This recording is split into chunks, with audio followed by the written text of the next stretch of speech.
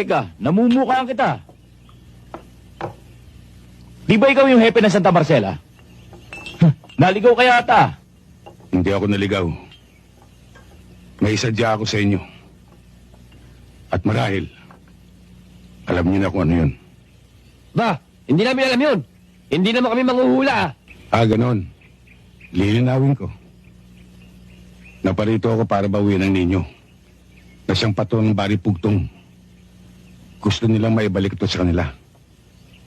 Hindi dahil sa taglay nitong hiyas at ginto.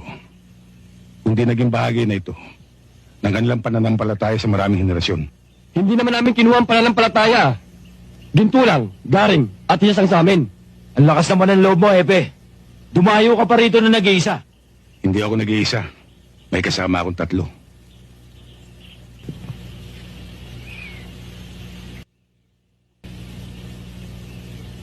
Niloloko yata tayo nito ah. Oo nga eh. Hindi ko kayo niloloko. Ito nga isa eh. Ito pa yung 2.